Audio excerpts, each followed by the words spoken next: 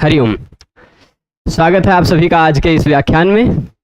हम सभी लोग लघु सिद्धांत कौमुदी पढ़ रहे हैं और इसका 16वां भाग है, 16वां व्याख्यान है। इससे पहले 15 व्याख्यानों में हमने अयादि संधि के एचो व्यवायावः और उसी का एक परिभाषा सूत्र यथा संख्यम अनुदेशः समानाम तक का अध्ययन किया है। और अयादि संधि में हरे धन ए को हरये, विष्णु धन ए को अव आदेश करके विष्णवे, नई धन अक को, नई में जो आई है उसको आय करके नायकः, और पौधन अक को पावक बनाया था ना पिछले व्याख्यान में। अब पिछले व्याख्यान के विषय को कनेक्ट करते हुए आज के व्याख्यान में देखिए, एचो यवायावा में देखा था आपने, एचः क्रमात् आय आओ एतेषु, ठीक। एचः क्रमात्, एच के स्थान पर क्रमशः आय आव ये होते हैं। कब? अच तुरंत पर में हो तो ये बताया गया था।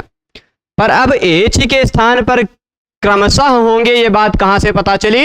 यथा संख्यम अनुदेशः समानाम। कल किसी ने व्याख्यान में कमेंट में करके पूछा था कि क्या यथा संख्यम अनुदेशः समानाम से हम इको यणचि में भी कार्य चला सकते हैं? इको यणचि में भी कार्य क्या चला सकते हैं? क्योंकि इको यणचि में भी इक भी 4 हैं, यण भी 4 हैं, ऐसा एक पक्ष उठता है, तो वहां भी क्रमशः कर लेते तो कोई आपत्ति नहीं थी। ई के जगह पे या, ऊ के जगह पे व, ऋ के जगह पे र, लृ के जगह पे ल, क्रम यथाक्रम ही हो रहे हैं। पर वहां उच्चारण स्थान की दृष्टि से समानता मिलने के कारण आसानी से हो जाता है, तो हम सीरियल वाइज करने की आवश्यकता नहीं देखते। उच्चारण स्थान की समानता जहां मिल जा रही हो, स्थानांतरतमः से काम चल जा रहा हो, वहां फिर इसकी बहुत ज्यादा आवश्यकता नहीं होती। जहां उच्चारण स्थान से समानता नहीं मिल रही है, वहां फिर ऐसा देख लीजिए, फिर चारों चीज अगर सब बराबर संख्या में है, सम संख्या में है, तो यथाक्रम कर देंगे, ठीक है। यथा संख्यम अनुदेशः समानाम। अब जैसे आ जाता है, कई उदाहरण है, लोमादि पामादि पिच्छादिभ्य शने लचः। लोमादि धातु, लोमादि शब्द, पामादि शब्द और पिछ आदि शब्द से श, न और इलच प्रत्यय होते हैं। अब 3 शब्द गए 3 प्रकार के और 3 प्रत्यय गए तो क्रमशः हो जाएंगे। इसी तरह नंदी ग्रही पचादिभ्यो ल्युणिन्यचः। नंदी शब्द, ग्रह धातु, नंदी इत्यादि, हाँ, नंदी इत्यादि, ग्रह इत्यादि और पछ इत्यादि शब्दों से क्रमशः ल्यू, णिनि और अच प्रत्यय होते। 3 प्रकार के प्रातिपदिक, 3 प्रकार के धातु बताए गए और 3 प्रकार के प्रत्यय बताए गए, तो यथाक्रम होंगे। नंदी इत्यादि से ल्यू, ग्रह इत्यादि से णिनि और फिर पच आदि से अच, ऐसे क्रमशः ही होंगे। जहां इस तरह की बातें बताई गई हैं वहां क्रमशः होंगे, वो यथा संख्यम अनुदेशः समानाम का काम है। जब जिसके जहां आदेश करने को कहा जा रहा है या जहां से प्रत्यय का विधान करने को कहा जा रहा है वो भी बराबर हो, और जिसका विधान किया जा रहा है वो भी बराबर हो, तो क्रमशः भी हो सकता है। ये यथा संख्यम अनुदेशः समानाम सूत्र का तात्पर्य भी कल देखा था। अब एचो यवायावः सूत्र के संदर्भ को ध्यान देखते हुए क्या आदेश करता है एचो यवायावः? जो 4 आदेश करता है वो यहां आपको क्रमशः दिखे हुए दिख रहे हैं। क्रमादय में अय दिखाई पड़ रहा है, अव दिखाई पड़ रहा है, आय दिखाई पड़ रहा है और आव दिखाई पड़ रहा है। जरा ध्यान से देखिएगा, इसको ध्यान से देखेंगे ना, आय अव आय आव को, तो आप अगला सूत्र बहुत आसानी से समझेंगे। वान तो ये प्रत्यय, ठीक है ना। अच्छा, इस अय अव आय आव में थोड़ा ध्यान से देखने पे आपको ये दिखाई पड़ेगा, अय और आय ये दोनों एक जैसे हैं, है ना। अव और आव एक जैसे हैं, है ना। अय और आय को आप क्या कह सकते हैं? यांत कह सकते हैं कि नहीं, क्योंकि इसके अंत में यह है। अव और आव को आप वांत कह सकते हैं ना, क्योंकि इसके अंत में वह है, ठीक है। आय अव आय आव में आय और आय यांत है क्योंकि इसके अंत में यह है। अव और आव वांत है क्योंकि उसके अंत में वह है। अब आप इसको हम ये एचो यवायावः से जोड़कर इसलिए इस सूत्र को बता रहे हैं क्योंकि अष्टाध्यायी में जरा ध्यान से नंबर देख लीजिए तो आप देखेंगे इससे तुरंत पहले वाला 78, ये 79 नंबर सूत्र है। 78 नंबर वाला सूत्र एचो यवायावः ही है। एचो यवायावः में अय अव आय अवः ये 4 दिखाई पड़ रहा है आपको, आए आओ आए आओ। इनमें से अगर वांत की बात शुरू कर दी अगले सूत्र में, तो वांत का मतलब यह केवल अव और आव की बात कर रहा है ये सूत्र। वांतो, वांतो मतलब वांतो ही प्रत्यय में वांतो आप समझ गए होंगे, समझ गए हैं ना।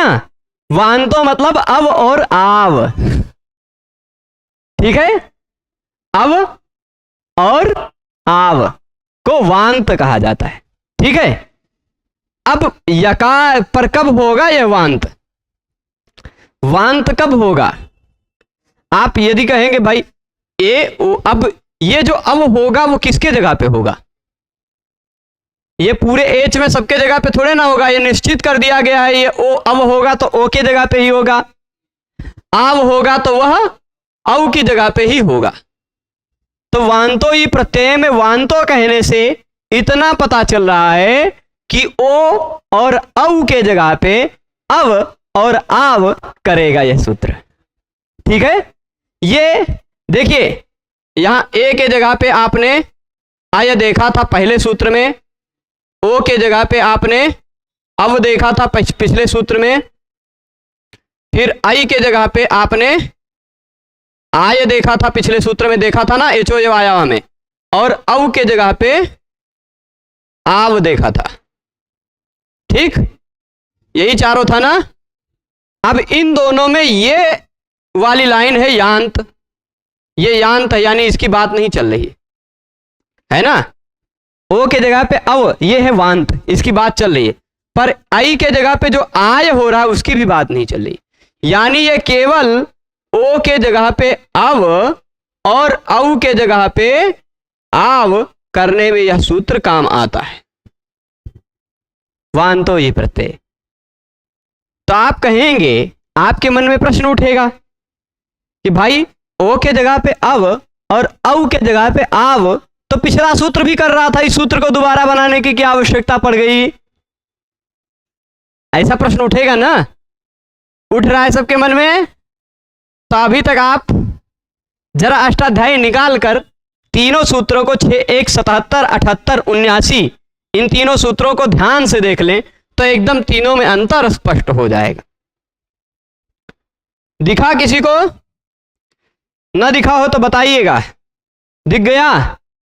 तो 77 नंबर में आपको दिखाई पड़ रहा होगा इको यणची में अची, मोटे अक्षरों में, है ना। एचो यवायावह में अची की अनुवृत्ति आ रही है, ठीक। अब प्रश्न होगा वांतो ये प्रत्यय में भी अची की अनुवृत्ति आएगी कि नहीं आएगी? वहां लिखे हुए नंबर के आधार पर आएगी, पर यहां लिखे हुए ये शब्द के आधार पर पता चलता है कि नहीं आएगी, ठीक। वो अची की बात कर रहा था, ये की बात कर रहा है, ठीक है। तो एचो यवायावह कब काम करेगा? यदि तुरंत बाद में अच प्रत्याहार का कोई वर्ण हो तो। आप हरये में देख रहे थे ए दिखाई पड़ रहा है बाद में, विष्णवे में विष्णु के बाद ए दिखाई पड़ रहा है बाद में, नायका में नई के बाद आपको अकह का अ दिखाई पड़ रहा है, पावका में पौ के बाद औ के बाद आपको अकह का अ दिखाई पड़ रहा है, दिखाई पड़ रहा है ना। तुरंत बाद में अच रहेगा, स्वर वर्ण रहेगा, तो यह एचो यवायावह काम करेगा। पर वांतो ये प्रत्यय कब काम करेगा? जब प्रत्यय का पहला वर्ण य हो और ओ औ उससे पहले आता हो, तो वांतो ये प्रत्यय काम करेगा, ठीक है। वांतो ये प्रत्यय कब काम करेगा ये समझ रहे हैं? जब प्रत्यय का पहला वर्ण क्या हो? या, ठीक है। और प्रत्यय का ही पहला वर्ण होना चाहिए, कोई सिंपल वैसा कोई या होगा तो नहीं काम चलेगा, ठीक है। कोई सामान्य या होगा तो काम नहीं चलेगा। जैसे उदाहरण अभी आएगा तो बताएंगे। तो प्रत्यय का पहला वर्ण या हो, ठीक है। अब तो फिर वांत होता है। वांत होता है का मतलब क्या है? ओ औ के स्थान पर अब आव होता है। वांत का मतलब समझे ना बढ़िया से? मैं समझा पाया हूं कि नहीं? नहीं तो सोचने लगे कि वांत क्या आ गया, मोस्ट वांटेड वाला वांत है क्या?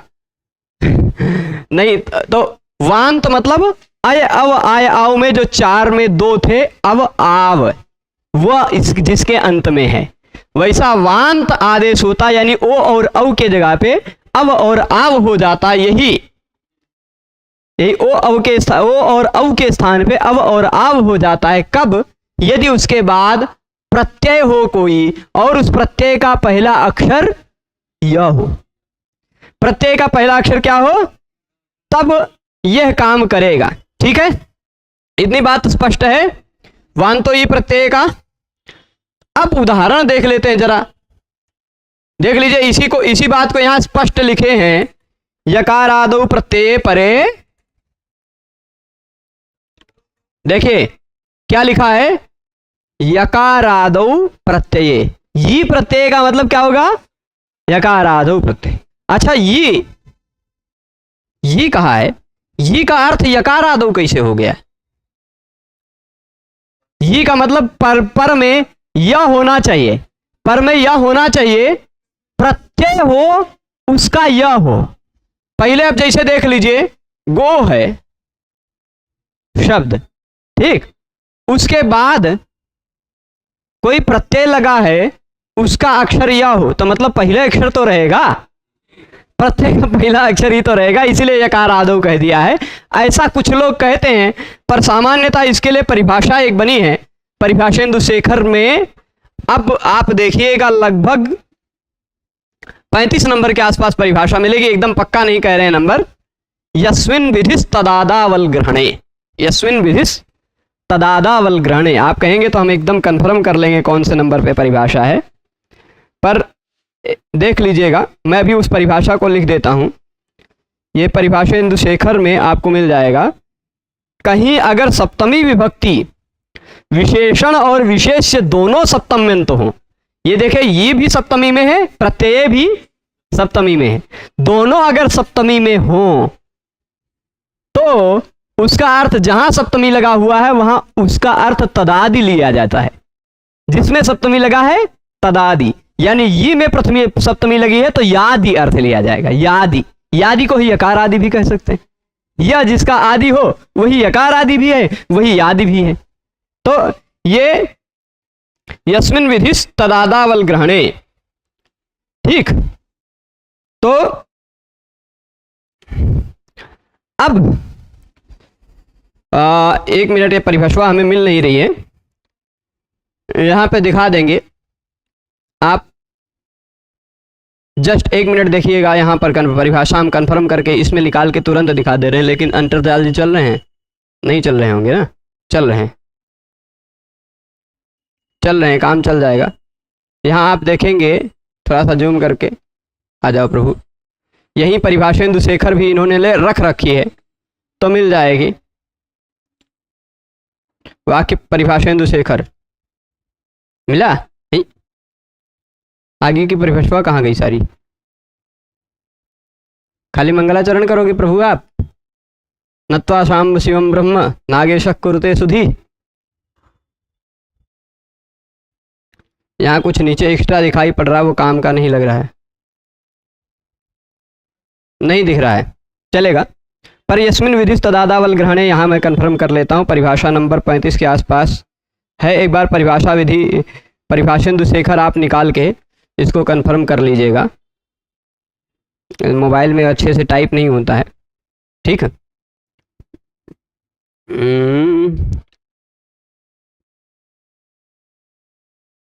ये हिंदी नहीं आएगा इसमें, चलेगा, कोई बात नहीं।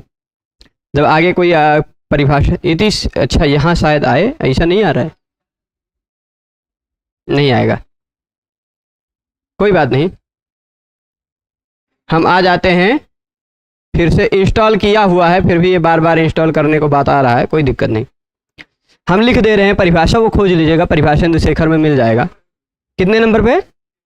33 नंबर, चलिए 35 के आसपास निकला, ठीक है। बहुत पहले पढ़े हैं ना, भूल जाते हैं नंबर। चलिए, यस्मिन् विधिस् तदादावल ग्रहणे, ठीक है।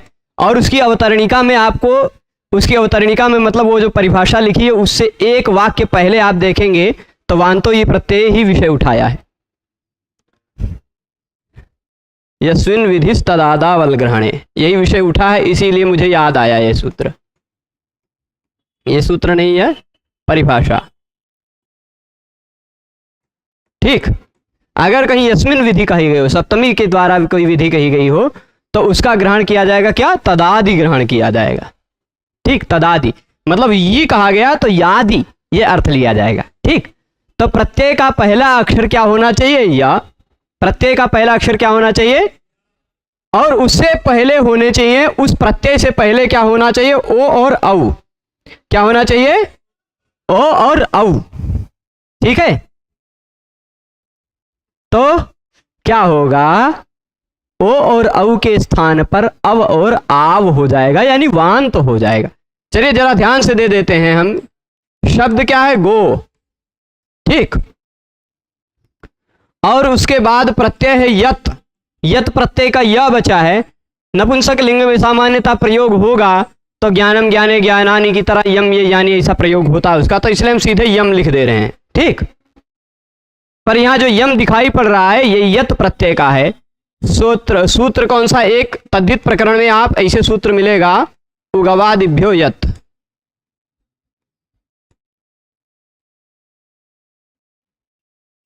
ठीक, उगवादिभ्यो यत, उसमें गो दिखाई पड़ रहा है। तो गो इत्यादि शब्दों से उकार और उकारांत शब्दों से यत प्रत्यय होता है, दिव्यम गव्यम इत्यादि बनता है जो। तो अब ये जो गव्य, गो से यत हो गया, यत का य बचा। अब आप बताइए, यत का खाली य बचा है, अभी हम गव्यम नहीं बना रहे हैं, गव्य बना ले रहे हैं खाली। ये जो य दिखाई पड़ रहा है आपको, ये य क्या है? किसी प्रत्यय का पहला अक्षर है। आप बताइए यहां एचो एव आयावा लगेगा?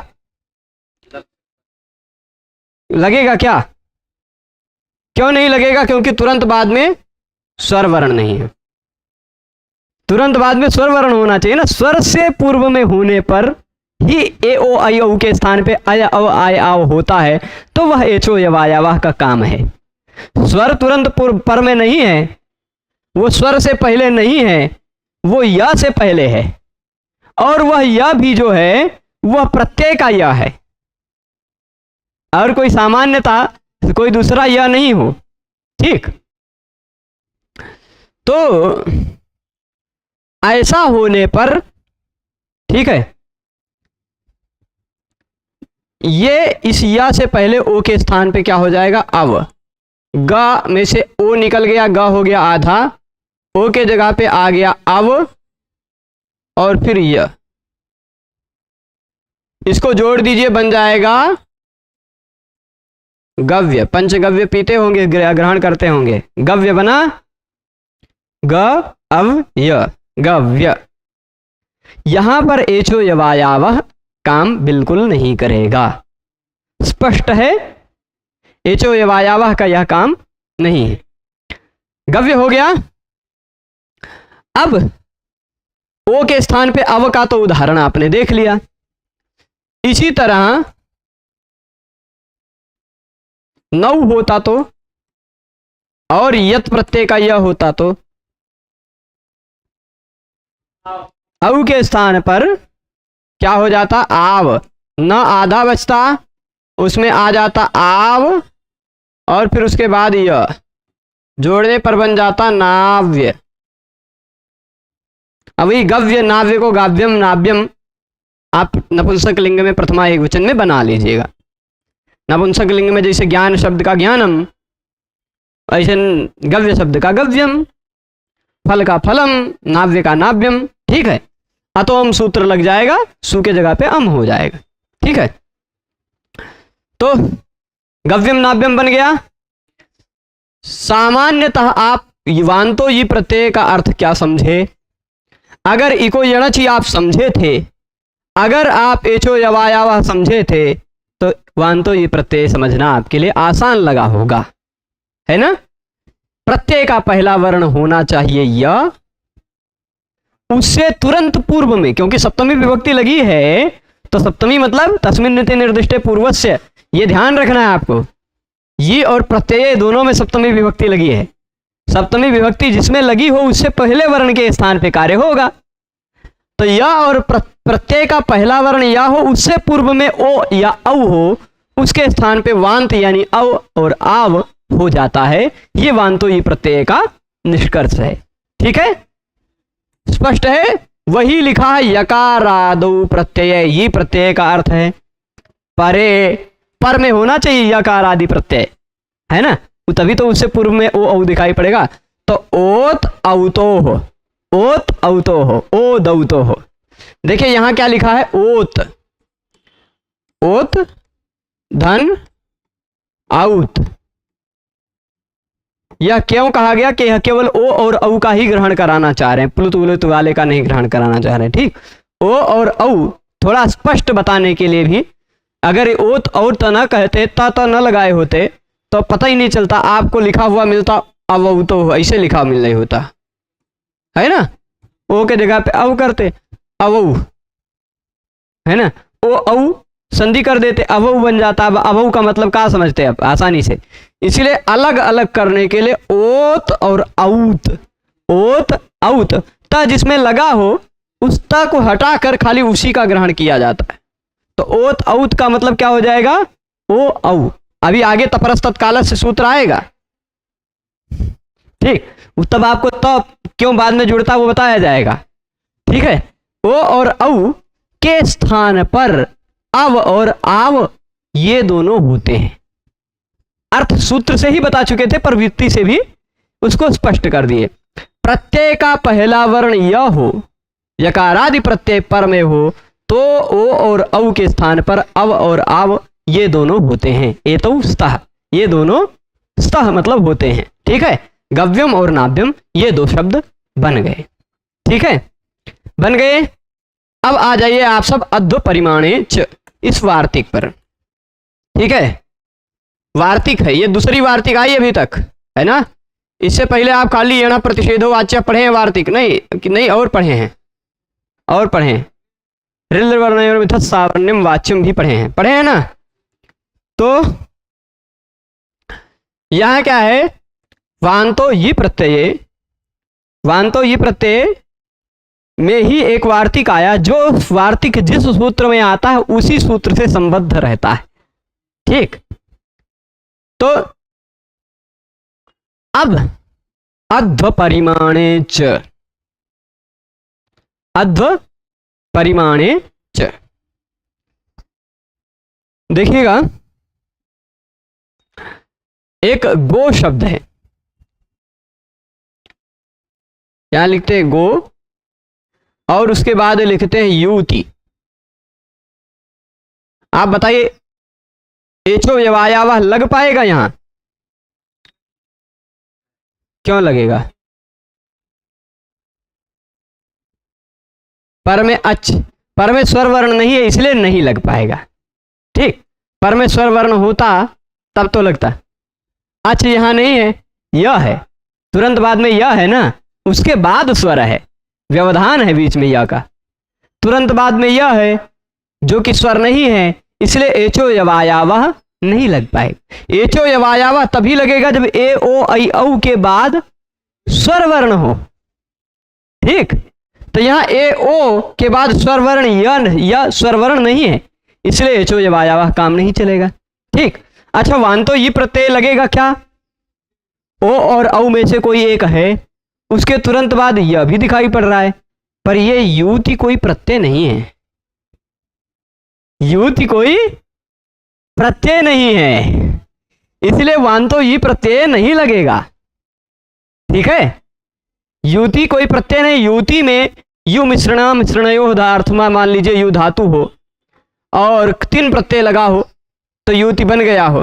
ठीक, तो उससे नहीं बना होगा और किसी दूसरे तरह से भी बना होगा, पर 3 प्रत्यय से ही बना है। ठीक है, तो युति,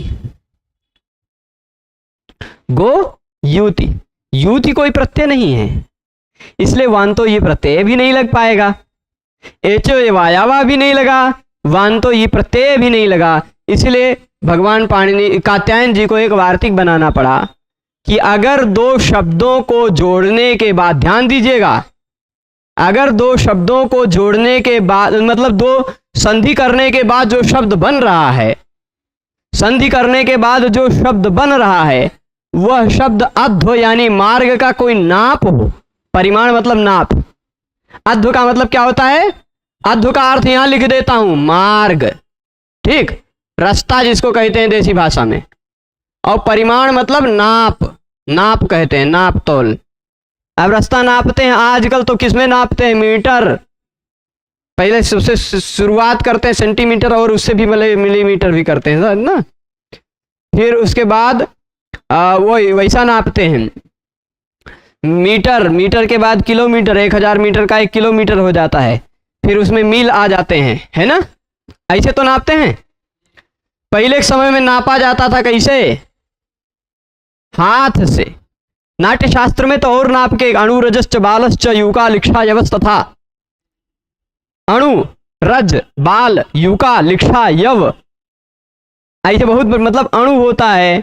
अणवोष्टौ रजः प्रोक्तम, 8 अणुओं को मिलाकर एक रज बनता है। तान्यष्टौ बाल उच्यते, 8 रज को मिलाने पर एक बाल बनता है, ठीक। और बाल 8 मिलाने के बाद बनती है एक युका, क्या कहते हैं? लिक्षा, है ना। और लिक्षा 8 लिक्षा मिलाने पर एक युका बनती है। लिक्षा मतलब लीख समझते होंगे, लीख, सफेद सफेद सिर के बाल में कभी कभी पड़ता है। उसको 8 मिलाने पर एक युका बनता है, मतलब जूं। इतना छोटे से नाप शुरू करते हैं। फिर उसके बाद उसको मिलाने पर अंगुली, कुछ मिलाने पर शायद 8 मिलाने पर एक अंगुल होता है। फिर अंगुलम च 5, 5, 10, 15, 24 अंगुली का एक हाथ बनता है। फिर हाथ, 4 हाथ का एक दंड बनता है। फिर दंड, धनुष, ऐसे सब नापते थे, है ना। पहले दंडे से नापते थे, धनुष से नापते थे। नापने का साधन क्या होता था?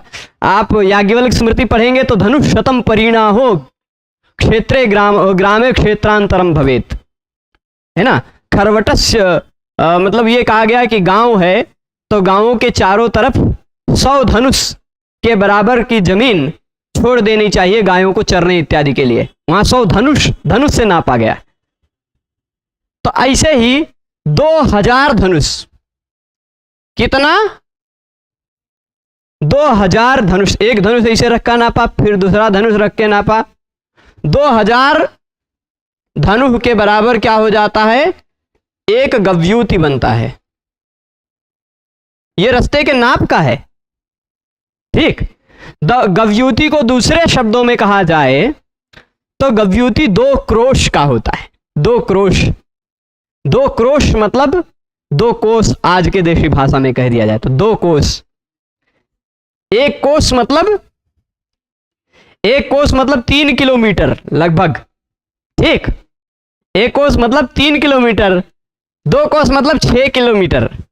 6 किलोमीटर की दूरी को संस्कृत में गव्यूति शब्द से भी कहा जा सकता है। उस गव्यूति में 2000 धनुष होता है, यानी एक धनुष 3 मीटर के बराबर होता होगा। पहले के समय में जो धनुष था वह एक धनुष 3 मीटर के बराबर होता होगा, ऐसा मान सकते हैं। तभी तो 6000 मीटर होगा 2000 धनुष में, है ना। तो ऐसा वर्णन के आधार पर मैं बता रहा हूं। तो अब वो विषय अंतर हो जाएगा, पर फिलहाल यहां अगर संधि करने के बाद जो शब्द बन रहा है वह शब्द अध्व का परिमाण यानी मार्ग के नाप का सूचक हो तो भी ओ अव के स्थान पर अव आव हो सकता है। ये इस वार्तिक का तात्पर्य है, ठीक। यहां एचो यवायावा से काम नहीं चला, वांतो ये प्रत्यय से काम नहीं चला। एचो यवायावा से काम इसलिए नहीं चला क्योंकि तुरंत बाद में स्वर वर्ण नहीं है। वांतो ये प्रत्यय से काम इसलिए नहीं चला क्योंकि तुरंत बाद में जो है वो यह तो है पर प्रत्यय नहीं है ना। इसलिए अध्व परिमाणे च एक गव्यूति शब्द जो बन रहा था वो किसी तरह सिद्धवे नहीं हो पा रहा था, इसलिए एक वार्तिक बनाना पड़ गया कि भाई मार्ग का नाप कौन बन रहा हो किसी शब्द से तो उसमें भी ओ अव को अव आव हो जाया करता है। एक कई उदाहरण मिलेगा इसका केवल। गव्यूति। एकमात्र उदाहरण बनाने के लिए एक वार्तिक बनाना पड़ गया, नहीं बनाते वार्तिक तो यह शब्दवा पाणिनीय व्याकरण के हिसाब से असिद्ध रह जाता, सिद्ध न हो पाता, है ना। तो मार्ग का नाप सूचक अगर कोई शब्द हो उसमें भी ओ अव के स्थान पे आप अव कर सकते हैं, अव आव कर सकते हैं। तो ओ के स्थान पे आप क्या कर देंगे, ये देख लीजिए, ग रह गया, अव रह गया और फिर युति, गव्युति। अब 3 मीटर का हमें तो धनुषवा सोच रहे हैं कैसे उठता होगा 3 मीटर का धनुष, सही में बहुत बड़ा धनुष बनाते होंगे इसका मतलब। तभी तो कहते थे कि इनके धनुष पर प्रत्यंचा नहीं चढ़ेगी तुमसे, ऐसे ही साधारण बात नहीं रहती होगी धनुष पर प्रत्यंचा चढ़ाना, तभी तो बहुत दूर दूर तक मारते होंगे। लेकिन 3 मीटर मतलब आप समझ लीजिए लगभग कितना इंच हो गया, लगभग 120 इंच हो गया, लगभग ना 40 इंच का 1 मीटर होता है कि 36 इंच का, 40 का होता शायद, 40 इंच का होता लगभग, है ना। तो लगभग 120 इंच का मतलब लगभग 10 फीट का, 10 फीट का धनुष होता था, ठीक है। तो हम चलिए ये गणित में धनुष वनुष भी आ गया इसी में। तो 2000 धनुष के बराबर की जगह को एक गव्यूति कहा जाता था। उसको आप 2 कोष भी कह सकते हैं, 2 कोष भी। एक कोष में अब आपसे गांव में पूछने लगे कि एक कोष पहले, आज तो 3 किलोमीटर कह देते हैं, पहले कैसे नापते होंगे, तो कह दीजिएगा कि 10-10 फीट का एक धनुष होता था। उसी धनुष से जब 1000 धनुष नाप लेते थे तो बन जाता था 1 कोष, ठीक। 1 कोष, 1000 धनुष के बराबर 1 कोष, ठीक है। तो ऐसे नापने का तरीका हुआ करता था। इतनी बात स्पष्ट है। गव्यूति तक पहुंच गए। गोधन युति जोड़िएगा ओ के जगह पे अध परिमाणी च वार्तिक लगा के। यहां जो अब आदेश हुआ है यही स्वार्तिक से हुआ, सूत्र नहीं लगा है। इन दोनों में जो अव आव हुआ गव्यम और नाव्यम में, वो इस सूत्र से हुआ, एचो ये वायावा से काम नहीं चला, ठीक है। बात तो स्पष्ट हो रही सभी, कोई दिक्कत नहीं ना। तो अब इसके बाद अब हम आते हैं गुण बताने, ठीक। व्हाट इज गुण। अब शुरू हो रहा है गुण संधि का विषय, ठीक है। गुण संधि का विषय शुरू हो रहा है, इसको ले लेते हैं। वैसे ये 3 सूत्रों का समुदाय है। इन 3 सूत्रों के समुदाय को जब आप समझेंगे तभी यह विषय स्पष्ट होगा, ठीक है। 3 सूत्रों के समुदाय को जब समझेंगे तभी यह विषय स्पष्ट होगा। तो एक सूत्र तो बहुत पहले दिखाई पड़ रहा होगा आपको, उसका नंबर 1, 1, 2 दिख रहा है, यानी अष्टाध्यायी में एकदम शुरुआती में मिल जाएगा, पहले ही पेज पे मिलेगा ना। अदेंग गुणा मिला 1, 1, 2। इसमें किसी सूत्र की वैसे अनुवृत्ति नहीं आ रही, पर किसी भी सूत्र के अर्थ को यदि आपको समझना है, किसी भी सूत्र के अर्थ को समझना हो, कोई भी सूत्र क्यों ना हो, यदि समझना है तो आप सूत्र के टुकड़े कर डालिए, मतलब ऑपरेशन कर डालिए। डॉक्टर लोग भी शल्य चिकित्सा करते हैं उसकी ना, तब देखते हैं ऑपरेशन करने के बाद इसमें है क्या क्या। तो इस अदेंग को तोड़ डालिए, ऐसे तोड़ेंगे अदेंग को तो ऐसे टूट के आ जाएगा। अत एंग लिख के काहे दें, हम खुद से काहे लिखने में समझ लें जब लिखा हुआ मिल रहा है ना। अदेंग तोड़ेंगे तो क्या हो जाएगा, अत एंग। ता को द हो गया है झलाम जसवंते नियम से, वो बाद में जब समझेंगे व्यंजन संधि में तब बताया जाए, ठीक। वर्ग के किसी भी वर्ण के स्थान पे उसी वर्ग का तीसरा वर्ण हो जाता है। जगत इस जगदीश जैसे हो गया, वैसे अत एंग अदेंग हो गया, ठीक है। ता को द हो गया। तो अत एंग अदेंग गुण। एंग मतलब क्या समझते हैं भाई आप, जरा ध्यान से बताइए। एंग मतलब क्या है। एंग मतलब यही तो होता है, यही दोनों तो है ना, कि कौन दूसर है, ठीक है। एंग मतलब समझ गए होंगे। अच्छा अत मतलब, अभी अत का मतलब आपको नहीं पता चला तो ये समझाएंगे। तपरस तत्कालस से जी आपको बताएंगे कि अत का मतलब क्या है इसमें, है ना। तो तपरस तत्कालस से अभी बाद में समझाएंगे, पर सामान्यतः उसको समझने से पहले ही अत का मतलब आप समझ लीजिए, अत का मतलब केवल खाली अ। ठीक, क्या होगा? केवल अ। अत का मतलब अ। तो यहां लिख दिया अदेंग का मतलब क्या हो गया? अदेंग का मतलब यही तो हो गया ना, यही तीनों तो हुआ। अदेंग में एक शब्द छिपा हुआ है अत, उसका मतलब होता है अ। अदेंग में दूसरा शब्द छपा है एंग, उसका मतलब होता है ए ओ। ठीक, यही तो है। तो अदेंग का मतलब हो गया अ ए ओ। इनको क्या कहा जाता है? ये है गुणा, इनको गुण कहा जाता है। अ ए ओ, इन तीनों का नाम है गुण। ठीक है, ये नामकरण क्यों करते हैं?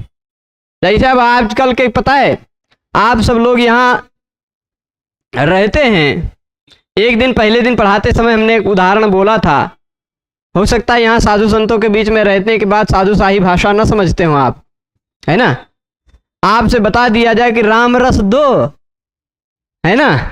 अब आप समझेंगे राम रस क्या होता है, जो लोग समझते होंगे वही बताएंगे, है ना। राम रस दो तो क्या दे देगा? नमक। राम रस मतलब नमक होता है ना साधु संतों की भाषा में। ऐसे ही भगवान पाणिनि जी की भी एक भाषा है, उनकी भाषा को समझना पड़ेगा। वो शुरुआत में पहले दूसरे अध्याय में वही समझाएं, विशेष करके पहले अध्याय में समझाने का प्रयास किए। पहले अध्याय के ज्यादातर सूत्र उनके भाषा को समझाने के परक है। तो भगवान पाणिनि जी ये कह रहे हैं कि अगर हम पूरे व्याकरण में किसी भी सूत्र में कहीं भी अगर गुण शब्द का प्रयोग करें, तो गुण मतलब क्या? अ ए ओ। ठीक, गुण का मतलब क्या होगा? यही है अदेंग गुणा का। खाली ये नामकरण किया है कि अ ए ओ, ये तीनों को गुण कहा जाता है, इन तीनों की गुण संज्ञा होती। अगर कहीं पूछ लिया जाए कि व्हाट इज गुण, तो अ ए ओ। अब जैसे किसी ने कह दिया कि राम रस लाओ, तो जो व्यक्ति राम रस का मतलब जानता है वही लाके दे पाएगा। वैसे ही पूरे व्याकरण शास्त्र में अगर भगवान पाणिनि जी कहीं कह दे रहे हैं गुण करो, तो कोई भेल ही ना करने लग जाए। ठीक है कि नहीं? गुण मतलब वो भी समझते हैं वो, लेकिन वो इस गुण में उस गुड में अंतर होता है। संस्कृत में वो गुड शब्द है, गुड, गुडम, है ना। तो वो लेकिन गांव वाले देसी लोग खाली इसे गुण बोलते हैं, अरे गुण दे भैया, है ना, गुण मांगते हैं। तो अब वो गुण का मतलब आप भेली ना समझने लगे, उस गुण का मतलब आप सत्व गुण, रजोगुण, तमोगुण ना समझने लगे। उस गुण का मतलब रूप रस गंध स्पर्श संज्ञा परिमाण पृथक संयोग इत्यादि तर्क संग्रह में वर्णित 24 गुण ना समझने लगे। व्याकरण शास्त्र का गुण अलग है। ठीक है, अगर व्याकरण में कहीं किसी भी सूत्र में गुण शब्द का प्रयोग किया जाए, जैसे अभी आगे आएगा आद गुण, भगवान कहेंगे कि भगवान पाणिनि जी कहेंगे अवर्ण के बाद कोई अच दिखाई पड़ रहा हो तो आप क्या करो? गुण करो। पाणिनि जी क्या कह रहे हैं? गुण करो। अगर किसी भी सूत्र में मिदेर गुण कह दिया गुण करो, है ना। गुणो यंग लुको, वहां भी कह दिया यंग लुक में गुण करो। ऐसे कई जगहों पर गुण गुण कहेंगे पाणिनि जी। तो गुण मतलब क्या? गुण मतलब आ ए ओ, यानी इसका शुरुआत में ही पहले अध्याय के पहले पाद में दूसरे ही सूत्र में भगवान पाणिनि जी यह निष्कर्ष बता देना चाह रहे हैं कि अब हम पूरे व्याकरण शास्त्र में कहीं भी किसी भी सूत्र में कभी भी अगर गुण शब्द का प्रयोग कर रहे हैं तो आप उसका मतलब सत्वरजतम या गांव की देसी गुण जो गन्ने के रस से बनता है वो, या अन्य कुछ अर्थ मत समझने लगना। गुण का मतलब होता है अ ए ओ, इतना ही होता है। तो अगर कभी कहा जाए गुण करो तो आप क्या करेंगे? अ ए ओ करोगे। ठीक है, ये बात समझ गए अदेंग गुणा का? अदेंग गुणा का इतना ही मतलब है। ठीक है, अदेंग गुणा का मतलब क्या? अत एंग च, अत और एंग, अत और एंग, च का मतलब क्या होता है? और, अत मतलब छोटा आ और एंग यानी ए ओ, आ और ए ओ की गुण संज्ञा होती है। स्पष्ट है? आ और ए ओ की कौन सी संज्ञा होती है? गुण संज्ञा होती है। इन तीनों को क्या कहा जाता है? गुण कहा जाता है। और गुण अगर कहीं कहा जाए तो गुण का मतलब क्या होगा? आ ए ओ होगा। ठीक है, इतनी बातें स्पष्ट। आगे चलें। आगे अगला सूत्र आपको दिखाई पड़ रहा होगा, तपरस तत्कालस्य। तपरस तत्कालस्य, दो दो तीन तीन सूत्र अगर चलेंगे, रोज पढ़ाएंगे, अभी थोड़ी सी स्पीड बढ़ेगी। जैसे तुल्या से प्रयत्नम सवर्णम में 21 सूत्र 2.5 दिन ले गया था। अणदित सवर्ण से चा प्रत्यय एक ही सूत्र लगभग 1.5-2 दिन ले गया था, है ना? तो ऐसे ही कुछ कुछ सूत्र समझ लेंगे आपका, पर कुछ कुछ सूत्र सरल हैं तो 4-4 5-5 सूत्र भी रोज पढ़ेंगे। तो यानी लक्ष्य क्या है?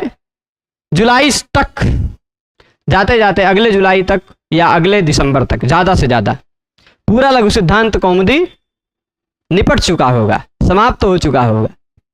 फिर कोई दूसरा ग्रंथ शुरू किया जाएगा, अष्टाध्यायी हो सकता है शुरू कर दें, उससे पहले ही हो सकता है शुरू कर दें।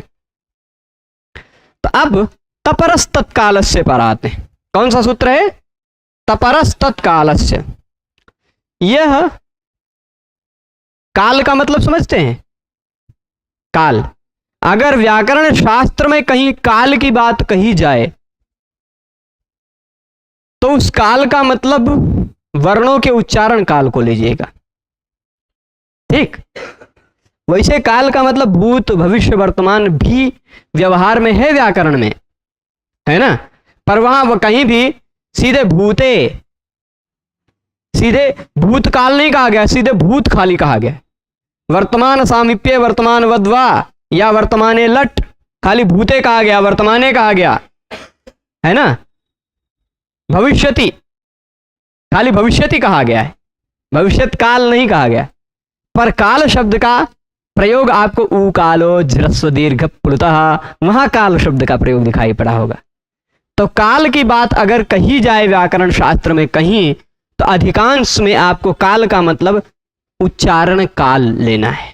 वर्ण को उच्चारण करने में जो लग रहा है समय, वह लेना है। ठीक है? तो तपरस तत्कालस्य का मतलब क्या हो गया? जहां भी अगर जो तपर है ना, तपर है, तपर, अब तपर कौन होता है वो अभी आपको आगे बताएंगे। पर पहले जो तपर होता है, खाली इतने शब्द से अर्थ समझ लीजिए, जो तपर होता है वह तत्काल का बोध कराता है। किसका बोध कराता है? तत्काल का मतलब ये वर्तमान जो तत्काल हो रहा वो नहीं, तत् मतलब उस, काल मतलब समय, तत् मतलब उस, उसके, काल यानी समय। जो तपर होता है वह उसके समय का बोध कराता है, उसी के समय का बोध कराता और किसी दूसरे समय का बोध नहीं कराता। ठीक है? अब इसका मतलब समझिएगा, बहुत सामान्य बात। तपर क्या है? यहां तपर का मतलब क्या है? तो तपर का मतलब इतना बताया है। तपर का मतलब इतना है ना? तह परः यस्मात् सह तपरः, तात परश्च यः सह तपरः। तपर किसको कहा जाता है? जैसे अब देखिए, इस अदेंग गुणा सूत्र के ही अर्थ को समझाने के लिए यह सूत्र आया है। अदेंग गुणा सूत्र में आपको ये अत एंग दिख रहा है, दिख रहा है ना? तो तपर इसमें से कौन है? इसमें से तपर कौन है? तो आप ये कहेंगे कि ता से, ता जिसके पर में है वो भी तपर है, ता जिसके पर में है वो भी तपर है, और ता के पर में जो है वो भी तपर है। ऐसा दोनों कह सकते हैं ना? ता के पर में है तपर, ता जिसके पर में है तपर, कह सकते हैं कि नहीं? यही तह परः यस्मात्, यानी जिसके पर में त है वो भी तपर, और तात परश्च, ता के पर में जो है वो भी तपर। ठीक है?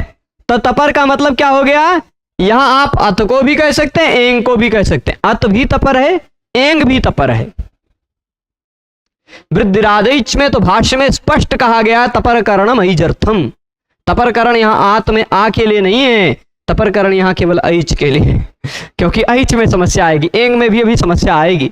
जो समस्या आएगी वो मैं बता रहा हूं, फिर आप समझ पाएंगे। यहाँ अत एंग, अत भी तपर है, एंग भी तपर है। ठीक, ऐसा इस विग्रह के आधार पर समझ रहे हैं।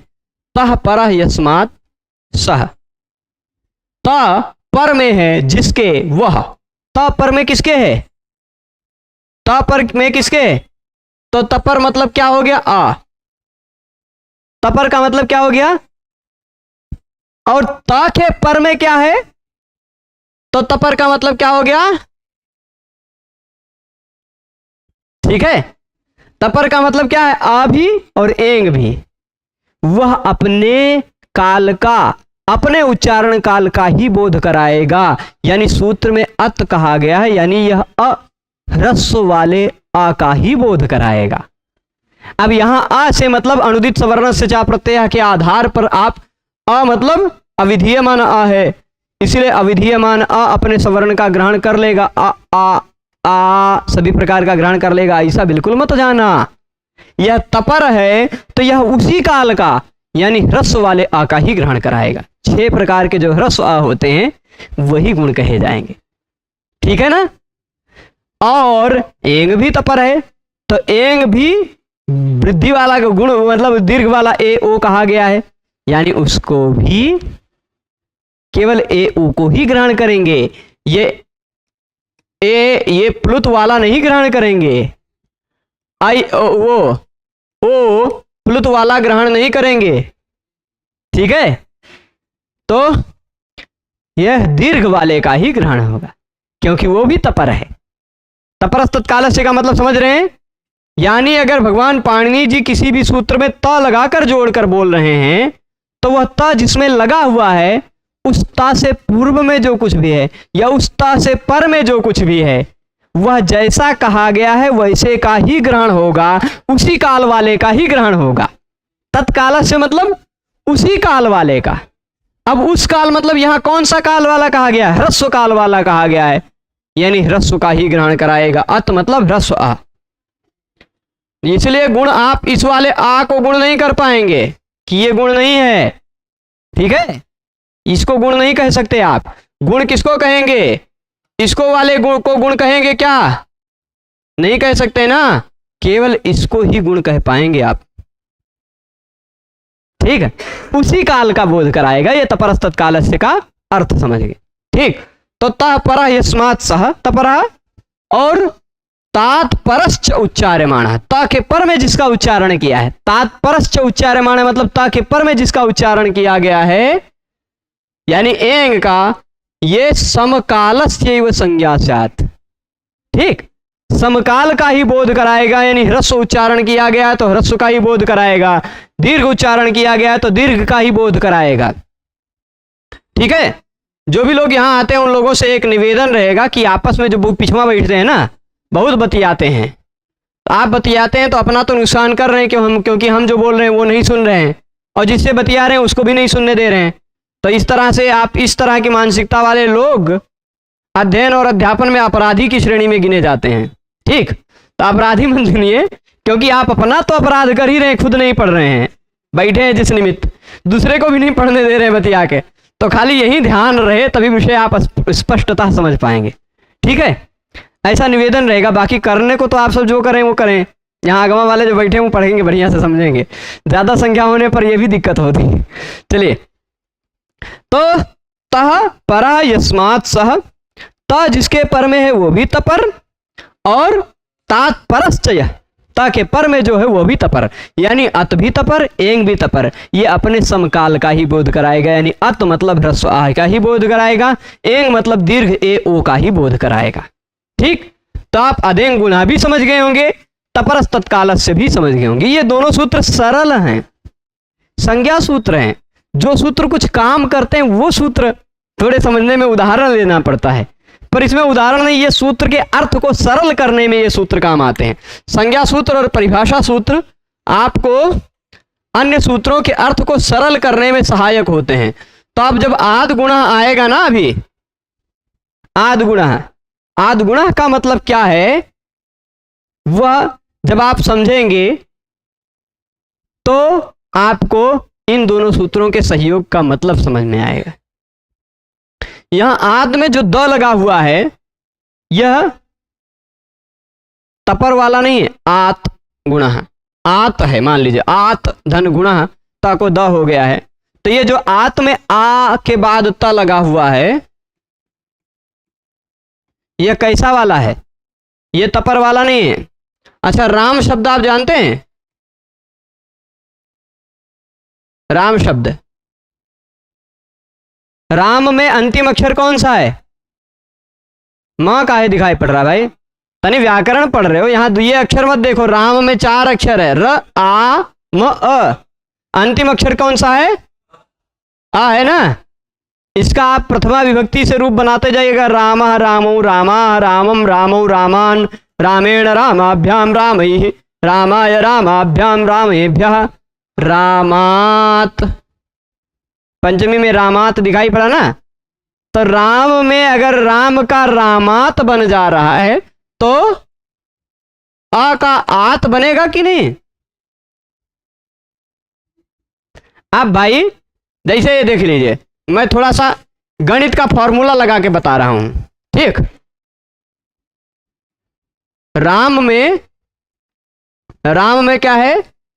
र आ म अ, ठीक है कि नहीं? इसका बन क्या गया? पंचमी एक वचन रामात, ठीक है। इसको आप देखिए तो इसमें आपको क्या दिखाई पड़ रहा है? र आ म, ये म हलंत रहेगा, आ त, ठीक। अब आप देख लीजिए गणित के सूत्र लगा के, इस र से इस र को काट दीजिए, इस आ से इस आ को काट दीजिए, इस म से इस आ को म को काट दीजिए, यानी अगर अ शब्द होता तो उसका पंचमी में आत बन जाता है। बन गया ना। अह औ आह अम औ आन एन आभ्याम ऐ अस आय आभ्याम एभ्यः आत आभ्याम एभ्यः। तो यहां जो आत दिखाई पड़ रहा है यह अ शब्द का पंचमी एक वचन है, ठीक है। आद गुणा में आत, ये समझ गए हैं। तो अब हम आद गुणा में अब गुण शब्द पर जानते हैं। अब आद गुणा में आत भी मतलब जानते हैं आप, गुण का मतलब क्या है ये समझ जाते हैं, जानते हैं ना। व्हाट इज गुण? गुण किसे कहते हैं? अ ए ओ तीनों को गुण कहते हैं ना। तब कह रहा है आ के बाद गुण होता है। अच्छा, अब इस सूत्र को जरा ध्यान से निकाल के देखिए, अष्टाध्यायी में ये जहां पर है, इस नंबर से पहले 3 सूत्र पहले आप देखिए, 3 सूत्र पहले 84 नंबर देखिए। कौन सा नंबर? वो सूत्रवा जो लिख के आएगा मैं यहां पहले ही लिख दे रहा हूं, नहीं तो कुछ लोग जो लाइव देख रहे हैं वही लिख रहे हैं ना। एका पूर्व परयोः, ठीक है, एक पूर्व परयोः, और इसकी अनुवृत्ति जा रही होगी, आप देखिएगा 114 या 13 कितने तक है? 111 तक। चलिए थोड़ा सा गड़बड़ होता है, कभी कभी नंबर गड़बड़ होता है, तो 84 से 111 तक जा रही है, ठीक। यानी इस बॉर्डर को बहुत ध्यान से देखिएगा। संधि में जो काम होता है ना, संधि के 2-3 तरह के काम आप समझ लीजिए। संधि में आप कभी कभी देखते हैं कोई वर्ण है ई धन आ था, ठीक, इको यणचि आपने देखा, एचो यवायावह देखा आपने। तो कभी कभी संधि में क्या होता है, खाली पहले अक्षर के स्थान पे बदलाव आता है। कभी कभी जैसे ई के जगह पे यह हो गया, आ वैसे का वैसा रह गया, है ना। और संधि में कभी कभी, व्यंजन संधि में विशेष करके, कभी कभी बाद वाले अक्षर पे बदलाव आ जाता है। जैसे वाक हरि ही, वाक घर ही हो गया, ह को घ बन गया, बाद वाला ह बदल गया, है ना। कभी कभी पहला अक्षर के जगह पे कुछ बदल कर आता है, कभी कभी बाद वाले अक्षर के जगह पे बदल कर आता है, और कभी कभी क्या होता है ये दोनों हट जाते हैं, इन दोनों के जगह पे कोई एक आ जाता है। ठीक, 3 तरह के संधियों में काम होते हैं। संधि में जो काम होता है वो 3 तरह का। कभी कभी क्या हुआ, इको याची में आपने देखा पहले अक्षर के जगह पे ई उ रिलरी पहला जो था उसके जगह पे य वाला हो गया, बदलाव खाली ई उ रिलरी के जगह पे हुआ। सुधी में ई के जगह पे य आया, मधु में उ के जगह पे व आया, धात्री अंश में री के जगह पे र आया, लृ आकृति में लृ के जगह पे ल आया। ठीक, एचो यवायाव में हरे ए में ए के जगह पे अय आया, ओ के जगह पे अव आया, खाली एक ही वर्ण के जगह पे बदलाव हो रहा है पहले वाले के जगह पे, है ना। अब जैसे मैं एक उदाहरण बोला था, वाग हरि, यहां बदलाव क्या हो जाएगा, ऐसे वाग रहा और हरि बन जाएगा घरी। यहां बदलाव आया बाद वाले अक्षर के जगह पे, पहले वाला अक्षर वैसे का वैसा रहेगा। तो कभी कभी पहला अक्षर वैसे रह जाता है, बाद वाले अक्षर के स्थान पर बदलाव हो जाता है, कभी कभी बाद वाला अक्षर वैसे का वैसा रह जाता है, पहले वाले के जगह पे बदलाव हो जाता है। ये 2 चीज तो समझे हैं। कभी कभी दोनों हट जाते, दोनों के जगह पे बदलाव आ जाता है। जैसे ये उदाहरण आपको पता होगा, बहुत देखते होंगे। यहां सूर्य में आपको अंत में अ दिखाई पड़ रहा होगा, उदय में आपको शुरुआत में उ दिखाई पड़ रहा है ना। अ और उ ये 2 के दोनों हट जाएंगे, इन दोनों के जगह पे आ जाएगा ओ। यहां केवल एक वर्ण के जगह पे बदलाव नहीं हुआ, यहां बदलाव दोनों के जगह पे होगा। तो आपको कैसे पता चले कब पहले के जगह पे बदलाव होगा, आपको कैसे पता चले कब बाद वाले के जगह पे बदलाव होगा, आपको कैसे पता चले कब दोनों के जगह पे बदलाव होगा, इसका भी निर्धारण भगवान पाणिनि जी ने किया। सब कुछ ध्यान रखे गए हैं, वो कुछ नहीं छोड़ा उन्होंने। तो आप ये ध्यान रखिएगा, 6184 से लेकर के 111 तक जितने सूत्र कहे गए हैं, वो सूत्र संधि का जो कुछ भी कार्य करेंगे वह पूर्व परयोः एकः, पूर्व और पर दोनों के जगह पे एक करेंगे। ठीक, इसलिए हमने अधिकार भी दिखवा दिया। आप देख लीजिए 87 से 3 सूत्र पहले आपको एकः पूर्व परयोः दिख गया। तो उसमें एकः पूर्व परयोः मतलब, अब इस नंबर को ध्यान रखिएगा, आप अभी तक ये 6177 देखे, इको यणचि 78 देखे, एचो यवायावः 79 देखे, वांतो ये प्रत्यय, है ना। अब आए हैं आप 87 के पास। तो 87 से पहले ही 84 वाले के विषय को ध्यान रखिएगा कि 84 नंबर सूत्र से 6184 से 6111 के बीच में जितने भी सूत्र कहे गए हैं, वो सूत्र संधि का जो कोई भी कार्य कहेंगे वह कार्य 2 के जगह पे 1 होगा, 2 के जगह पे 1 होगा। यही अब देख लीजिए, आद गुणा में आपको, आद गुणा में क्या लिखा होगा, ये देख लीजिए, पूर्व परयोः एको, ये दिखाई पड़ रहा है। ये आपको किसी भी सूत्र की वृत्ति में पहले नहीं दिखा पड़ा होगा, इको यणचि में भी नहीं दिखाई पड़ा होगा, एचो यवायाव में भी नहीं दिखाई पड़ा होगा, और वांतो ये प्रत्यय में भी नहीं दिखाई पड़ा। ये क्यों आया? ये पूर्व परयोः एको ये किस सूत्र से आया? जो अभी मैंने सूत्र लिखा था, एकः पूर्व परयोः। ठीक, वही एकः पूर्व परयोः को इधर उल्टा कर दिया, एक पूर्व परयोः एकः। ठीक, पूर्व परयोः यानी पूर्व वर्ण और पर वर्ण दोनों के जगह पे एक ही वर्ण आता है, और वह क्या आता है? वो गुण आता है। पूर्व और पर दोनों वर्णों के स्थान पर एक आता है, वह कौन आता है? वह गुण आता है। पर होना क्या चाहिए? पहले शर्त क्या कह रहे हैं? अब यहां इस आद गुणा सूत्र का पूरा अर्थ समझने के लिए निष्कर्ष मैं बता दे रहा हूं। यह है बॉर्डर, प्लस से पहले होना चाहिए आ मतलब कौन सा वाला आ? यहां आत मैंने आपको बताया त नहीं लगा हुआ है, आत में मतलब त नहीं लगा हुआ है, आद गुणा में त नहीं लगा है, तो पहले आ होना चाहिए। आत मतलब तस्माद इत्युत्तरस्य, पंचमी विभक्ति लगा, तो ये कह रहा अवर्णात। आत का मतलब क्या हुआ? अवर्णात, अवर्ण के बाद। तो आ मतलब 18वां प्रकार वाला आ, प्लुत वाला नहीं होगा, प्लुत का बाद हो जाएगा। तो आ मतलब चाहे छोटा आ हो या बड़ा आ हो, खाली यही दो ले लीजिए, ठीक। छोटा आ हो या बड़ा आ हो प्लस के पहले, उसके तुरंत बाद क्या होना चाहिए? आप इको यणचि से देखिए, अच्छी की अनुवृत्ति आ रही है इसमें, है ना। तो अवर्ण हो उसके बाद अच हो, यहां कोई भी दूसरा स्वर हो, तो पूर्व और पर दोनों के स्थान पर गुण हो जाता है। सामान्यतः तो नियम ये बना, सामान्य नियम ये बना, पर विशेष नियम के तहत अच मतलब क्या हुआ?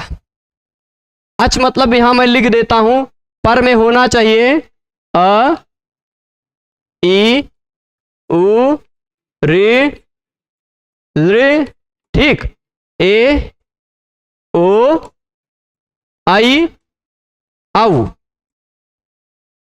अब जरा आद गुणा सूत्र निकाल लीजिए, अष्टाध्यायी में 87 नंबर सूत्र। उसके बाद कहीं आपको वृद्धि रेचि दिखाई पड़ रही है? तुरंत बात दिख गई ना, वृद्धि रेचि।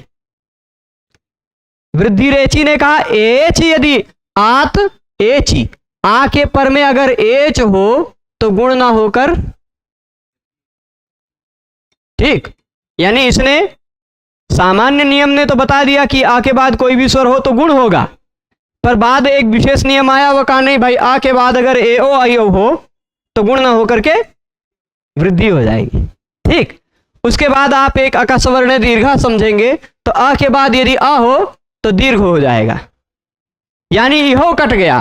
तो अच में से बचा कितना? निष्कर्ष मैं बता रहा हूं, पहले हो अ या आ, उसके तुरंत बाद ई उ रिलरी में से कोई हो, तो पूर्व और पर दोनों हटेंगे, दोनों के जगह पे एक आ जाएगा, जिसको क्या कहा जाएगा? गुण। पूर्व परयोः एकः गुणः। अब पहले हो, जैसे सूर्य उदय में पहले क्या था? आ, उदय में तुरंत बाद में था उ, तो आ और उ दोनों हटेगा, क्योंकि अवर्ण के बाद अच पर रहा है, ई उ रिलरी में से कोई एक है ना। तो क्या हो गया? पूर्व और पर दोनों के जगह पे हो जाएगा गुण। गुण मतलब क्या है? अ ए ओ, अ उ दोनों के जगह पे कौन सा आना चाहिए? ओ। क्यों? क्योंकि अ का उच्चारण स्थान कंठ, उ का उच्चारण स्थान ओष्ठ, ओ का उच्चारण स्थान कंठोष्ठ, कंठ और ओष्ठ जुड़ गया कंठोष्ठ, ठीक है। तो अ और उ के जगह पे आएगा तो ओ आएगा, नहीं अ होता उसके बाद ई होता तो ए आएगा, ए, क्योंकि अ ए ओ ही तो गुण है, इन्हीं तीनों में से कोई आएगा तो ए आता। तो जैसे रमा ईस रमेश, ए हो जाता है, ठीक। इन सभी उदाहरणों को, इन सभी बातों को उदाहरण के साथ विस्तार से, जो दो उदाहरण यहाँ उपेंद्र और गंगोदकम दिया है, इन दोनों उदाहरणों को हल्के से सिद्ध कर देते हैं, पर कल इसको और विस्तार से भी बताएंगे, ठीक। आज अगर अभी इसमें फिर जाएंगे कुछ और गहराई में तो फिर विलंब हो जाएगा। कल इसमें और कुछ विषय बचते हैं, उन विषय को भी और इसको और स्पष्टता बताएंगे। खाली यहाँ एक सिद्ध कर देते हैं, उप है और इंद्र है। अब आप बताइए, इको यणचि तो इत्यादि तो अभी तक जो नियम पढ़ चुके हैं वो नहीं लगेगा, यहाँ नहीं पर लगेगा ना। संधि के अभी तक आप कितने नियम पढ़े? ध्यान दीजिएगा, इधर जरा ध्यान दो। आप संधि का नियम इको यणचि पढ़ रहे हैं, यहां कहीं नहीं लगेगा। इक तो है पर उसके बाद अच नहीं है ना। यहां इक तो है पर उसके बाद अच नहीं है, ठीक। तो और एचो ये वायवा तो लगभग नहीं करेगा, कहीं ए नहीं दिख रहा है। वांतो ही प्रत्यय और अधो परिमाणे का कुछ नहीं लगेगा, नहीं लगेगा ना। आपको उप में अंतिम में आ दिखाई पड़ रहा है, ऐसे हम लिख दें अलग ढंग से तो समझ में आ जाएगा, कोई दिक्कत तो नहीं, ठीक। और इंद्रा में ई दिखाई पड़ रहा होगा, और उसके बाद न द्रह को अलग लिख दे तो कोई दिक्कत नहीं ना। अब नियम क्या कहा आद गुणा ने कि आ के बाद अच हो, इको यणचि से अचि की अनुवृत्ति आ रही है, आ के बाद अच हो तो पूर्व और पर दोनों के स्थान पर एक आता है, उसको कहा जाता है गुण। क्या आएगा? तो अब आप क्या उपगुणिंद्र बनाएंगे? उपगुणिंद्र ऐसा कुछ बनाएंगे? नहीं, आप ऐसा बिल्कुल मत कीजिएगा कि आ और ई दोनों को हटाकर उन दोनों की जगह पे लिख दें गुण। ठीक, पूर्व और पर दोनों के स्थान पर गुण होगा तो गुण मत लिखने लगिएगा। पाणिनि जी कहेंगे कि अरे भाई हम थोड़ी देर पहले बताए थे आपको आदेंग गुणा। गुण मतलब होता है आ ए ओ, गुण का मतलब क्या होता है? तो गुण होगा मतलब इन्हीं तीनों में से कौन होगा ना। अब देखिए आ है उच्चारण स्थान क्या? आ का उच्चारण स्थान कंठ, ई का उच्चारण स्थान, ठीक, इस आ का केवल कंठ, इसका कंठ तालु दोनों है। तो यानी आ ई के जगह पे जो आएगा वो आ जाएगा, गुण नहीं आएगा, ए आएगा। आप जोड़ दीजिए उपेंद्र, उपेंद्र, ऐसे रमेश इत्यादि बना लेंगे। ठीक, और भी उदाहरण कुछ आपको बताएंगे कल। दूसरा उदाहरण जो यहां इन्होंने दिया है उपेंद्र के साथ साथ गंगोदकम, ठीक, उसको जरा यहां से लिख देते हैं। गंगोदकम को आपको दिखाई पड़ रहा होगा यहां गंगा, गंगा दिखा, इसके बाद है उदकम, उदक मतलब होता है पानी, जल, गंगा या उदकम, गंगोदकम। गंगा का जो उदक है उसको क्या कहा जाएगा? गंगोदक। ठीक हो जाएगा। तो अब देखिए यहां आपको अवर्ण दिखाई पड़ रहा है, गंगा में आ, उसके तुरंत बाद अच दिखाई पड़ रहा है, उ, अवर्ण के तुरंत बाद हो अच, अवर्ण के तुरंत बाद क्या हो? अच। तो अवर्णात अचि परे पूर्व परयो एकः, पूर्व और पर दोनों के स्थान पर एक होगा, वो क्या होगा? गुण। गुण मतलब अब आ और उ के स्थान पर करना है तो क्या आएगा? आ आएगा कि ए आएगा कि ओ आएगा? कौन सा आएगा? ओ आएगा ना, क्योंकि आ का उच्चारण स्थान कंठ, उ का ओष्ठ, ओ का कंठोष्ठ। तो यहां हटा दिया और लिख दिया ओ। गंगा, गंगा में गंग बचा, ओ दकम, गंगोदकम बन जाएगा, गंगोदकम। इसको कल और विस्तार से पढ़ेंगे। आज के इस व्याख्यान को यहीं रोकते हैं। सभी लोग पूरे व्याख्यान में जुड़े रहे उसके लिए सभी को बहुत बहुत धन्यवाद। नमो नमः।